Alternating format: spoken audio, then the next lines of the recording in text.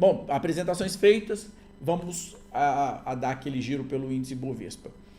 Impressionante, mas os 114 mil sustentaram os preços. Interessante isso, né? Então, os 114 mil para o índice Bovespa sustentou os preços. Se você olhar, a gente tem aqui um suporte bem interessante nessa região de 114 mil, que ele vem lá de trás e sustentou os preços. Quando eu olho num prazo mais alongado, eu tenho um índice Bovespa completamente lateral. O 121, que eu falo dele, já vem de longa data, né? A gente bateu ali no 121 na região de abril de 22, bateu de novo em outubro, depois estamos batendo, né, em junho, julho, a gente bateu nessa região.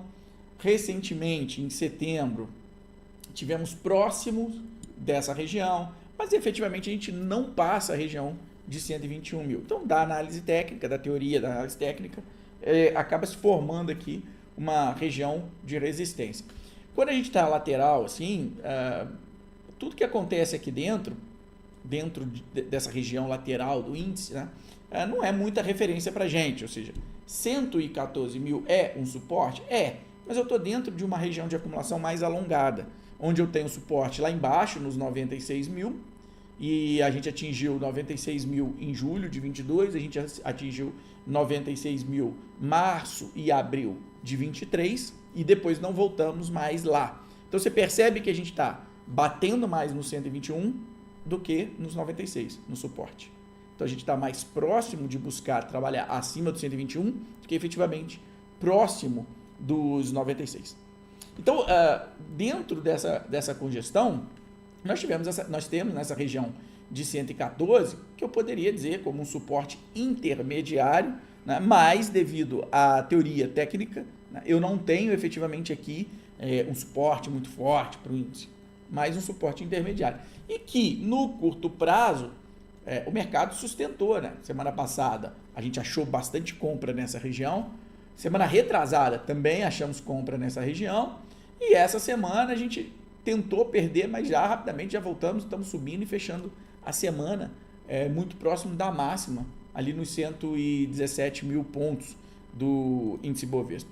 É interessante a gente olhar isso, olhar esse comportamento. Por quê? Porque nós estamos diante de o fiscal deteriorado, a gente já falou isso daqui na super quarta, não é novidade para ninguém. Então a gente está diante de um fiscal deteriorado e a gente sabe disso. Nós estamos diante da Segunda Guerra que abriu-se durante esse período e nada foi suficiente para levar o mercado, o índice Bovespa, para baixo. Inclusive, sobre esse último conflito que está aberto agora entre Israel e o grupo terrorista Hamas, esse último conflito aberto, ele, no primeiro momento, elevou o preço do petróleo, o que, de certa forma, ajudou a levar esse índice para cima. Uma vez que você tem Petrobras como uma principal empresa que dá números para o índice Bovespa, né, você olha para ela reagiu positivamente ao aumento do preço do petróleo. E como a gente é exportador de petróleo, né, como a gente produz, e isso é relevante no resultado do índice Bovespa, no cálculo do índice Bovespa, a gente acabou tendo o índice impactado positivamente. Mas isso foi só no primeiro pregão pós o início do conflito. Dali para frente, o mercado fez a leitura de que esse conflito é localizado, ou seja, Israel tentando anular o Hamas, é um conflito localizado, sem grandes repercussões para os mercados em geral. Essa é a leitura que o mercado fez agora. Agora, há risco nesse conflito? Sim, há risco se ele escalar. Como assim, Gustavo? Eu não sei quanto vocês estão acompanhando disso, mas existe a possibilidade de novas invasões ou de novos conflitos com Israel através do norte, e também seria uma escala um pouquinho maior com o Irã. É isso que a gente tem que ficar atento. Se esse negócio escala de uma força maior, com certeza nós teremos os mercados sendo abalados, mas nós teremos também, em contrapartida, o petróleo para cima, fato. porque o Irã é um grande produtor, nós temos ali no meio vários estreitos, né, que são escoados petróleo, e se esse negócio escala e a gente olha e vê né, o preço dessa commodity subindo, nós temos, por um lado, depreciação de ativos, teremos depreciação de ativos, mas vamos ter a apreciação do preço do petróleo, que de certa forma colocaria a Petrobras ali num preço um pouquinho acima de mercado. E aí, para quem tem carteira, como eu, focado no mercado interno, para quem tem carteira em empresas que busca crescimento de longo prazo no mercado interno, vai apanhar, fato.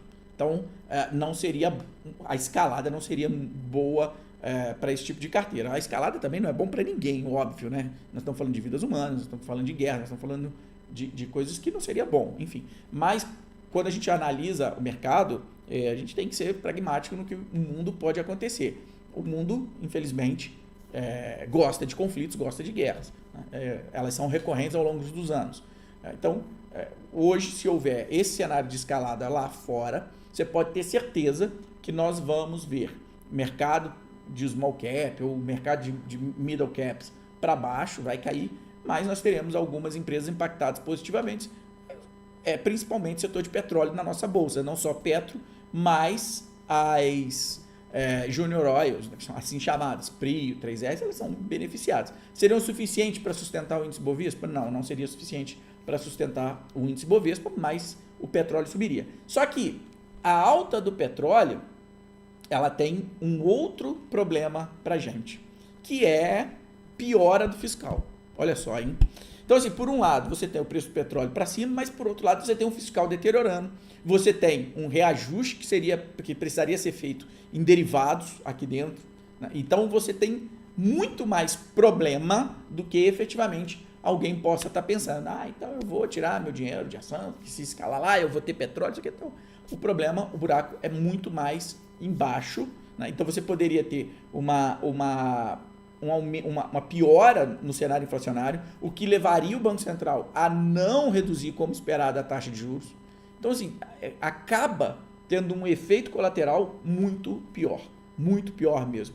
O ideal seria que isso acabasse ou ficasse restrito só à retaliação ao Hamas, enfim, e que fosse segurado, né, esse ímpeto, né, fosse contido, esse ímpeto de guerra fosse contido.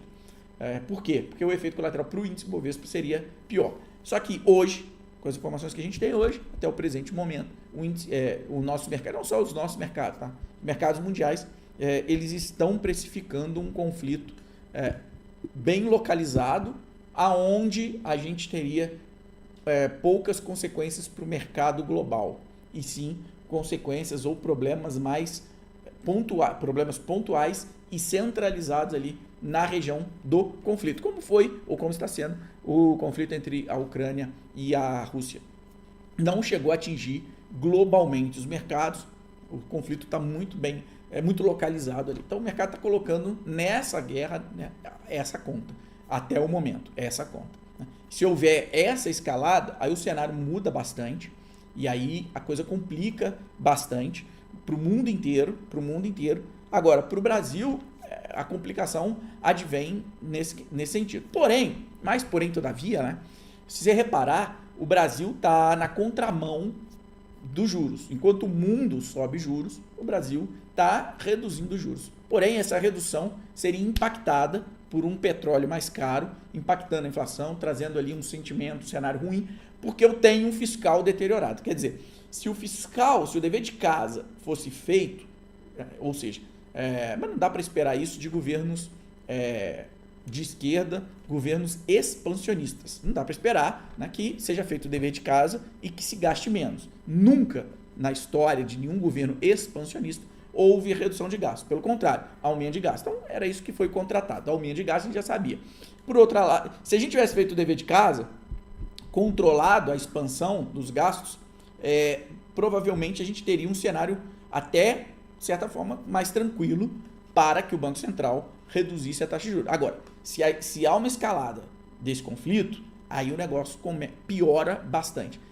Do ponto de vista, para quem olha para o longo prazo, não muda nada para as boas companhias focadas no cenário interno, que não tem nada a ver com esse conflito, mas vai abrir uma janela de oportunidade fantástica, porque com certeza a gente teria uma pressão muito grande, que é diferente desse conflito Ucrânia, que aí, quando eu falo em escalar, pessoal, eu não estou falando de uma invasão norte, sei lá, do Hezbollah, não estou falando isso. Eu estou falando de uma entrada maior do Irã, que já negou, beleza, mas de uma entrada maior, né, de retaliações maiores, enfim, estou falando de coisas maiores que, se acontecer, a gente pode sim ter uma escalada complicada, né, que levaria a um aumento inflacionário a nível mundial para um mundo que já está convivendo com inflação.